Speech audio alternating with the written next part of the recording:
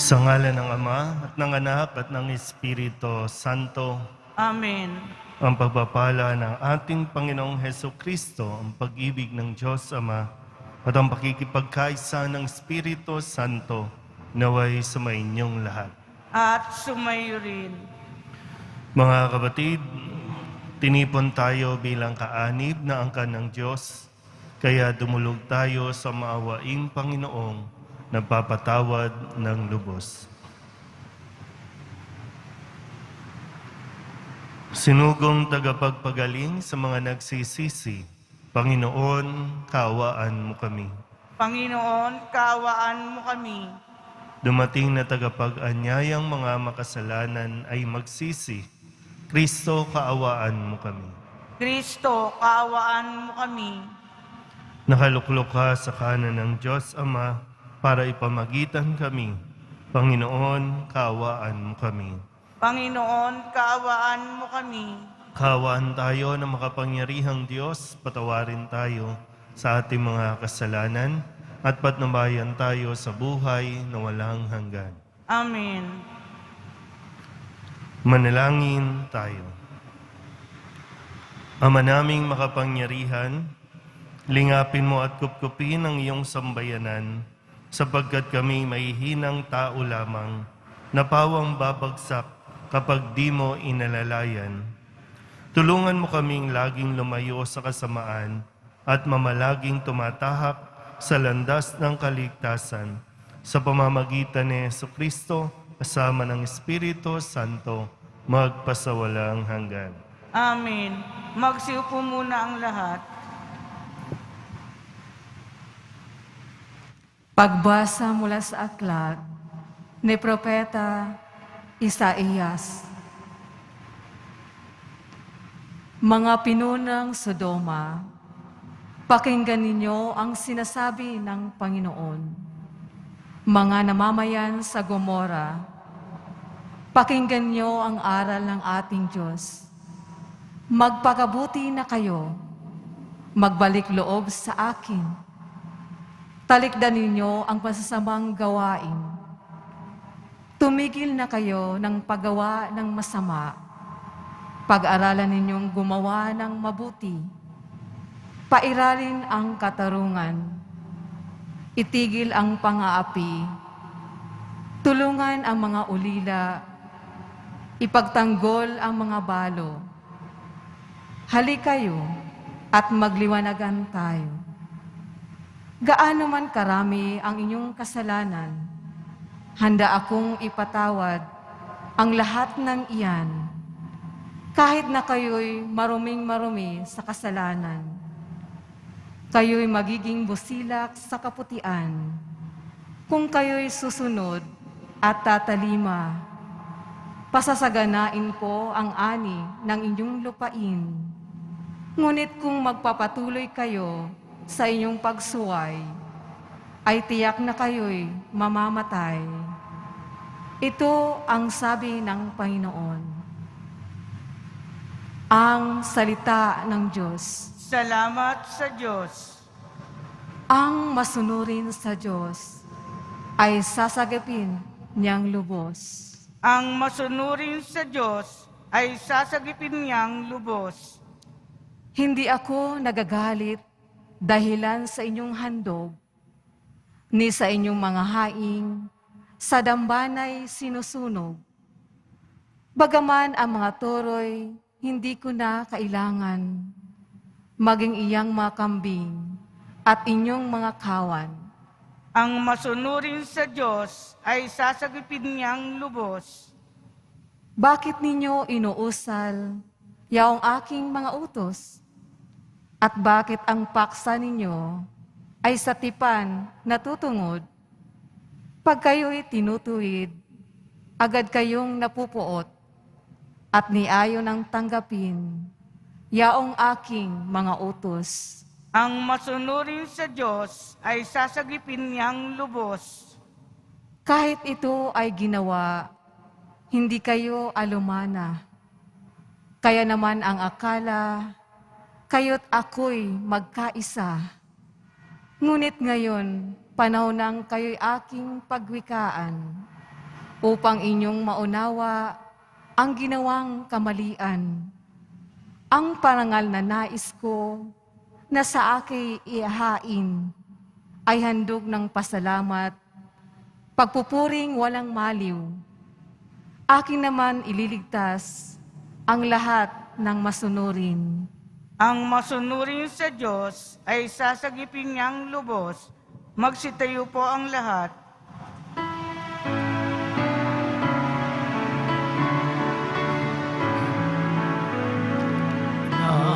Nagpupuri kami sa'yo, Panginoong Jesucristo. Nagpupuri kami sa'yo, Panginoong Jesucristo. Sinabi ng buong mahal, kasamaan ay layuan, kasalanan ay pagsisihan. Kayo ay magbagong buhay, magbalik loob na tunay. Nagpupuri kami sa'yo, Panginoong Jesucristo.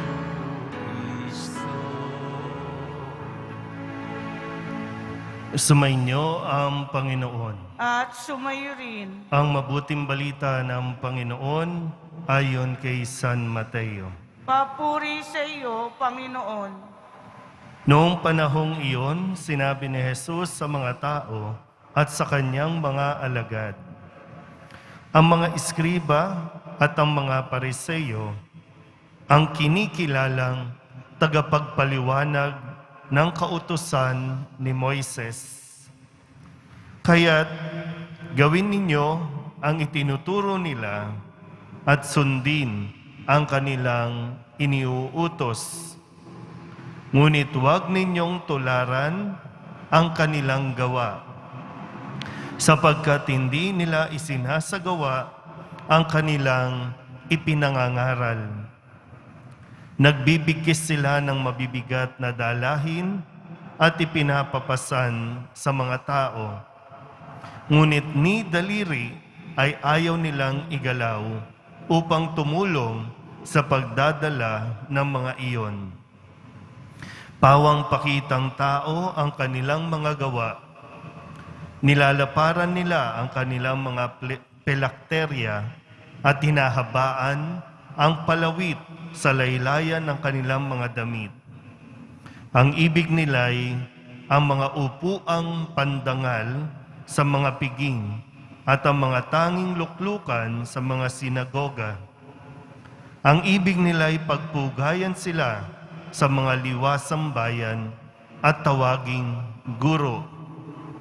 Ngunit kayo, huwag kayong patawag na guro, sapagkat iisa ang inyong guro, at kayong lahat ay magkakapatid.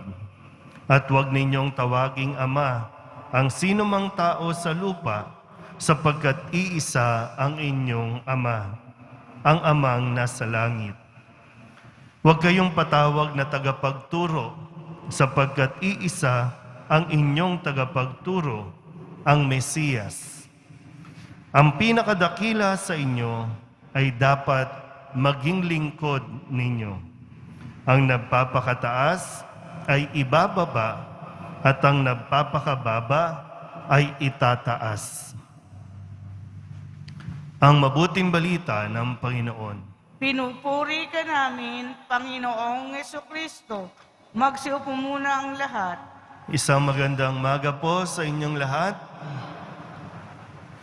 Tunay nga po na ang mga salita ng Diyos, ang mga pagbasa sa bawat pagdiriwang ng banal na misa ay sumasagot sa atin pong kasalukuyang sitwasyon o kasalukuyang nararanasan. Lagi po itong tumutugma maging sa personal o individual nating karanasan. At ganun po kahalaga ang pakikinig kung hindi ka man nakakapagbasa ng Biblia. Sa loob ng misa, makinig ng mabuti sa kanyang mga salita sa pamamagitan ng pagpapahayag namin. No? Kapag binabasa namin ang Ebanghelyo, binabasa ng lektor yung unang pagbasa, kailangan natin mas maging attentive dahil nandyan na ang mga salita ng Panginoon na sagot sa iyong pinagdaraanan. Ngayon, tingnan po natin.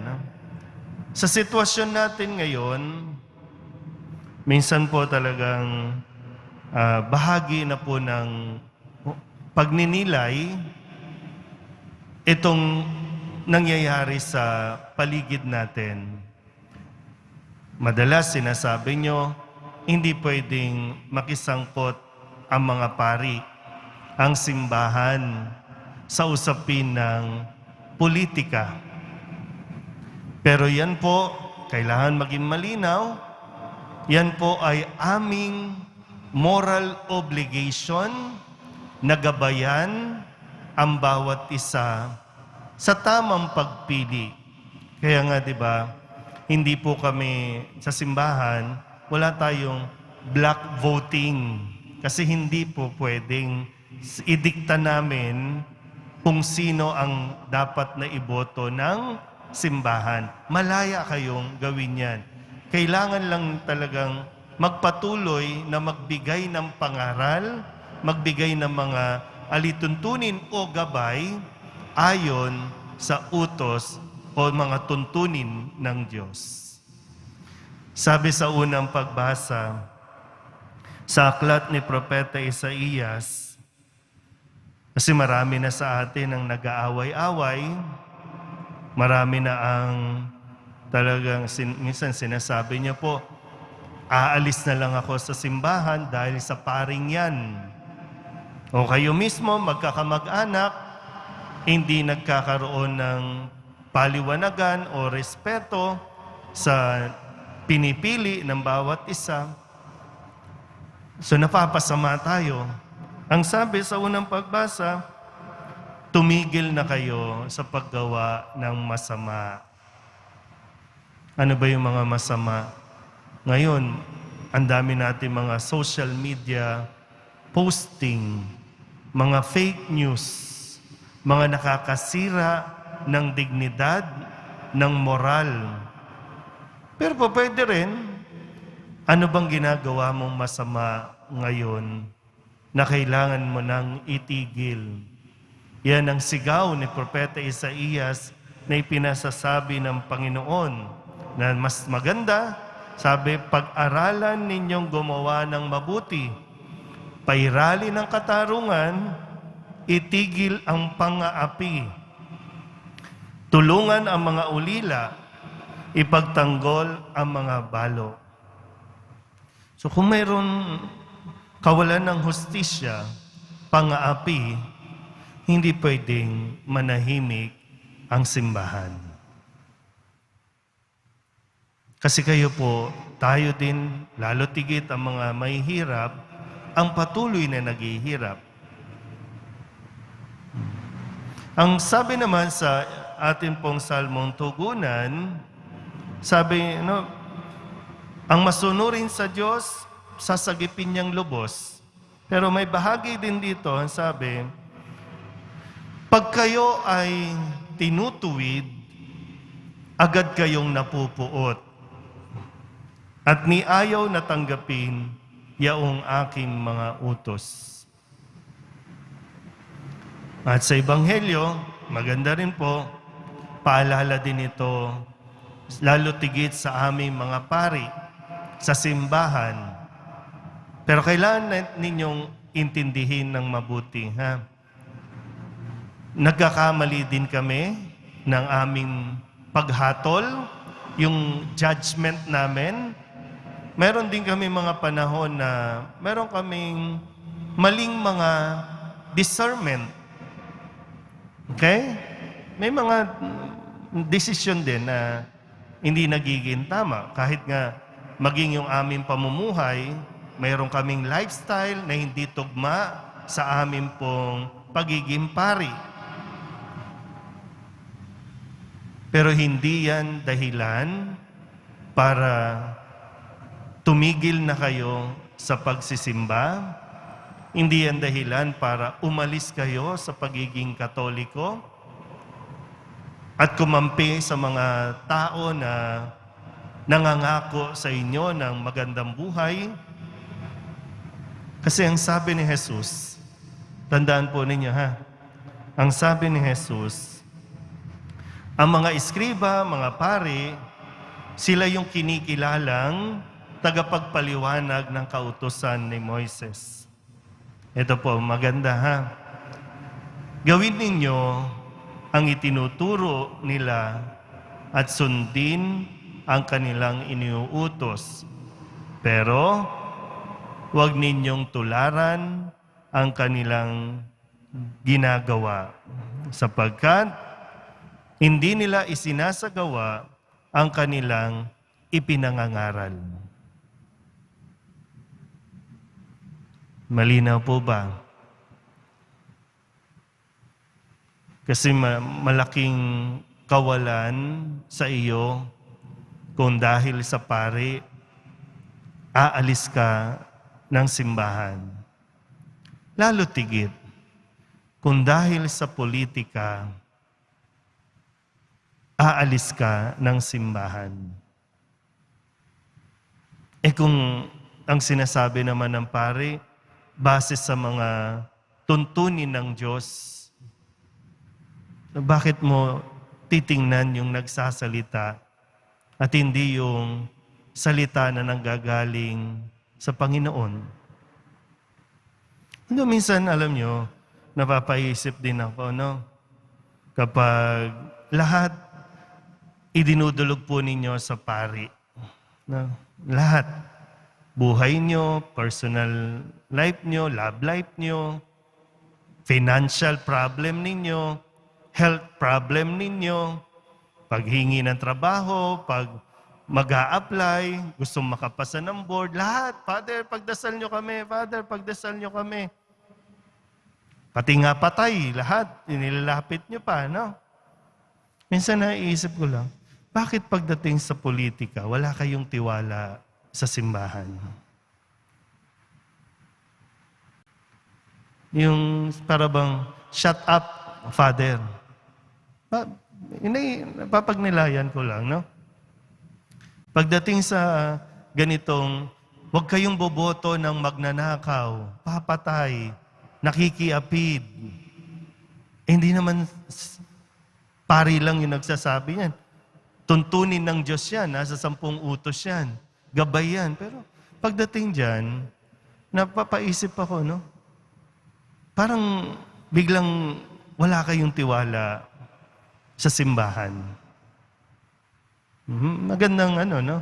Magandang point of reflection din naman para sa aming mga pari. Kasi baka nga, no? Hindi namin isinasagawa ang aming ipinangangaral. Magandang pagnilayan din namin ito. Hindi lang ang mga leader ng pamahalaan, maging ang mga naitalagang lingkod ng mga leader ng simbahan, kailangan natin itong pagukulan ng pansin. Amen? Magsitayo po ang lahat.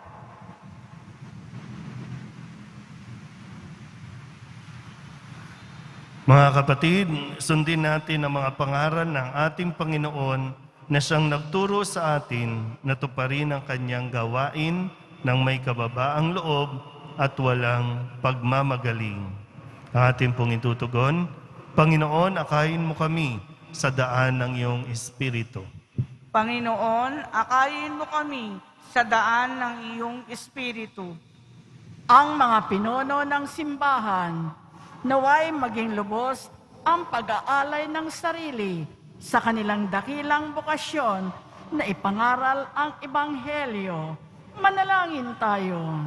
Panginoon, akayin mo kami sa daan ng iyong Espiritu. Ang mga magulang at guro, naway makita ang kanilang mga itinuturo sa pamamagitan ng pagpapatotoo at mabubuting halimbawa. Manalangin tayo. Panginoon, akayin mo kami sa daan ng iyong Espiritu. Atin nawang laging sikaping gawin ang matuwid upang maging isang buhay na kapangyarihang nagkakabisa sa ating mga pagkilos ang salita ng Diyos. Manalangin tayo. Panginoon, akayin mo kami sa daan ng iyong Espiritu. Atin nawang kalingain ng may pag-ibig at habag ang mga may sakit, mga matatanda, at mga nangungulila. Manalangin tayo. Panginoon, akayin mo kami sa daan ng iyong Espiritu. Idalog din natin sa Panginoon ang ating mga personal na kahilingan at mga panalangin para sa ating mga pamilya. Ganon din ang lahat ng mga misang pasasalamat, espesyal na intensyon at mga kaluluwa na inihiling na ipagdasal sa misang ito.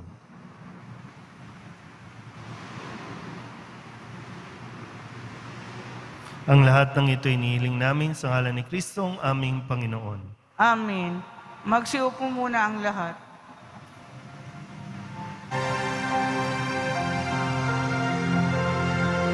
Sa'yo, Ama, aming handog ang tinapay at alak. Narito, handog ng iyong bayan sa masamo. Humihingi ng patawad mo.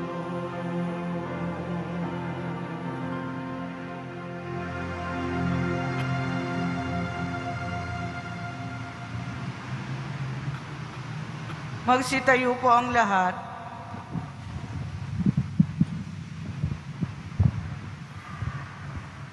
Manalangin kayo mga kapatid upang paghahain natin ang kalugdan ng Diyos Amang makapangyarihan. Tanggapin nawa ng Panginoon itong paghahain sa iyong mga kamay sa kapurihan niya at karangalan sa ating kapakinabangan at sa buong sambayan niyang banal. Ama naming lumikha, kalugdan mo at gawing banal ang paghahaing aming ipinagdiriwang sa ikapagpapatawad ng mga kasalanan, sa ikapakikinabang namin sa pagpapalang iyong bigay sa pamamagitan ni Hesukristo, kasama ng Espiritu Santo, magpasawalang hanggan. Amen. Sumainyo ang Panginoon. At sumayo rin. Itaas sa Diyos ang inyong puso at diwa. Itinaas na namin sa Panginoon. Pasalamatan natin ang Panginoong ating Diyos. Marapat na siya ay pasalamatan. Ama naming makapangyarihan, tunay ngang marapat na ikaw ay aming pasalamatan sa pamamagitan ni Hesukristo na aming Panginoon. Minarapat mong ang pagtitiis para sa naghihirap ay maging tagapagpahiwatig ng pasasalamat na aming inihahain ngayon sa iyong hapag. Ang iyong anak ay ulirang tagapagbigay ng pagsasaluhan sa mga nagugutom at mga nauuhaw. Sa pagsunod namin sa giliw mong anak, ang pagkamaawain mo ay aming ginaganap upang ang pag-iimbot ay mapawing lahat sa aming pag-uugali at gawaing binabalak. Kaya kaysa ng mga anghel na nagsisiawit ng papuri sa iyo nang walang humpay sa kalangitan, kami nagbubunyi sa iyong kadakilaan. Santo, Santo, Santo, Panginoong Diyos ng mga hukbo, napupuno ang langit lupa ng kadakilaan mo. O sana sa kaitaasan, pinagpala ang naparirito sa ngalan ng Panginoon. O sana sa kaitaasan, magsilud po ang lahat. Ama naming banal, ikaw ang bukal ng tanang kabanalan. Kaya't sa pamamagitan ng iyong Espiritu, gawin mong banal ang kaloob na ito upang para sa aming maging katawan at dugo ng aming Panginoong Hesukristo. Bago niya pinagtiis ang pusang loob na maging handog, inawakan niya ang tinapay, pinasalamatan kaniya, pinaghati-hati niya iyon, iniabot sa kanya mga alagad at sinabi, "Tanggapin ninyong lahat ito at kanin, ito ang aking katawan na ihahandog para sa inyo.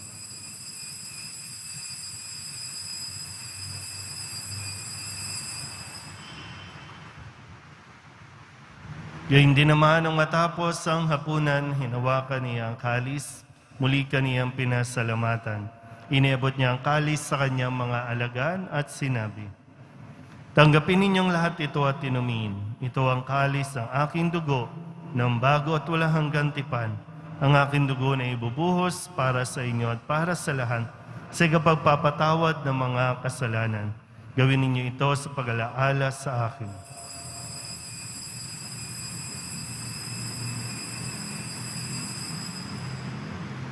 Magsitayo po ang lahat.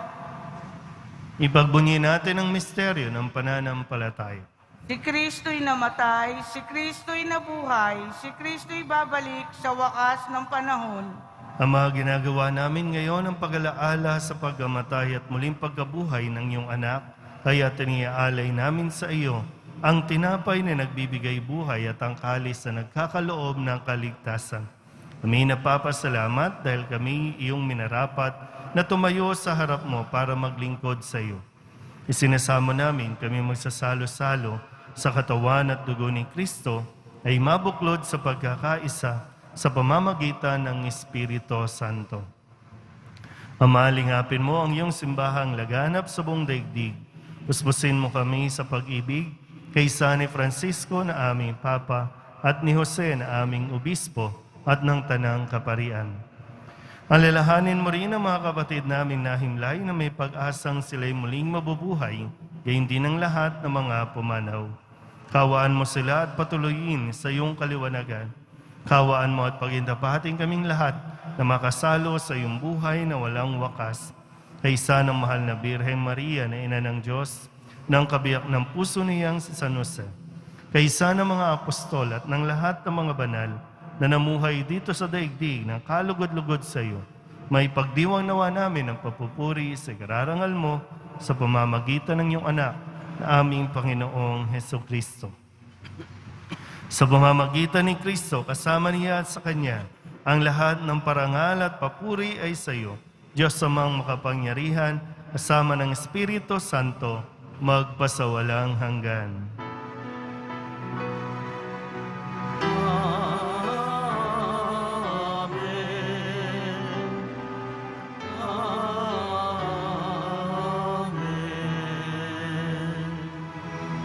Buong kababaang loob tayong tumawag sa ating Panginoon ng Ama namin. Ama namin, sumasalangit ka, sambahin ang ngalan mo, mapasa amin ang kaharian mo, sundin ang loob mo dito sa lupa parang nasa langit. Bigyan mo kami ngayon ng aming kakanin sa araw-araw at patawarin mo kami sa aming mga sala para ng pagpapatawad namin sa nagkakasala sa amin. At huwag mo kaming ipahintulot sa tukso at iadya mo kami sa lahat ng masama. hinihiling namin kami iadya sa lahat ng masama, pagkalooban ng kapayapaan araw-araw, iligtas sa kasalanan at ilayo sa lahat ng kapahamakan, samantalang aming pinananabikan ang dakilang araw ng pagpapahayag ng tagapagligtas naming si Jesucristo. Sapagkat iyo ang kaharian at ang kapangyarihan at ang kapurihan magpakailanman. Amen.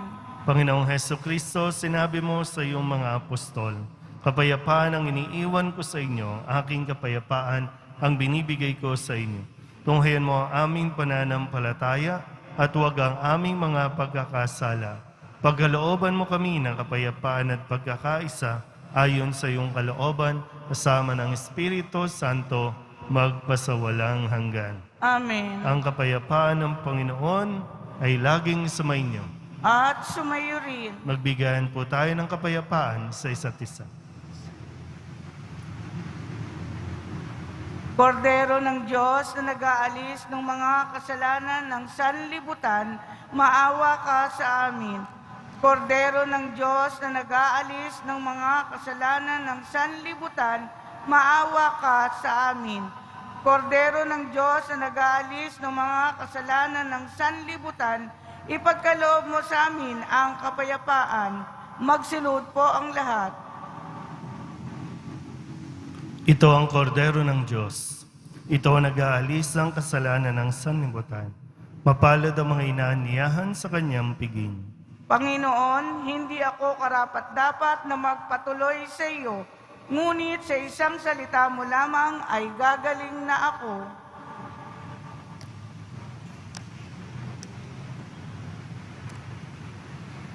Katawan ni Kristo, Amen.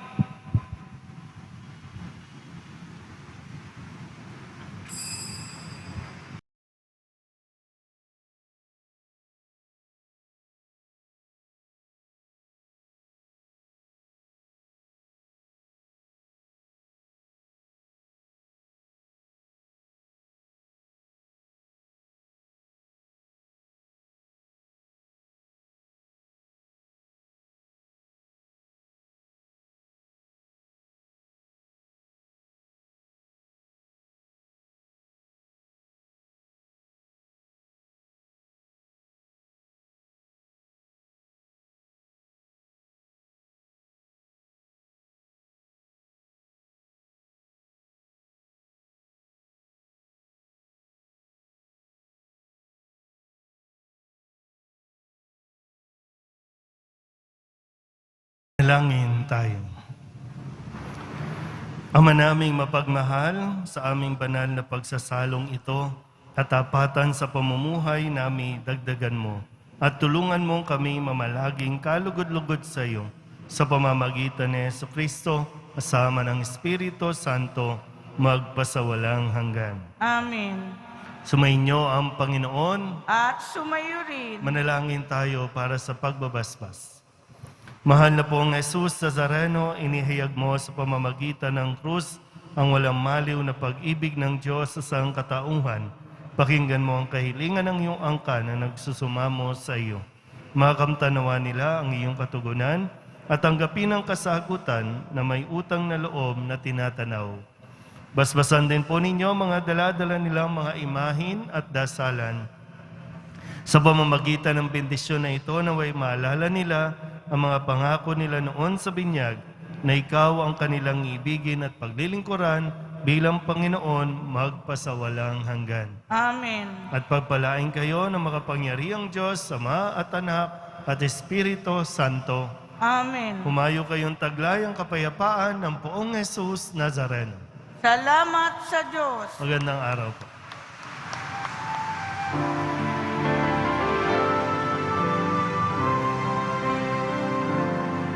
Nuestro Padre Jesús Nazareno, sinasamba ka namin, hinipinto ka namin, mahal mo ang aming buhay at kaligtasan. Nuestro Padre Jesus Nazareno, iligtas mo kami sa kasalanan. Ang krus mong kinamatayan ay sagisag ng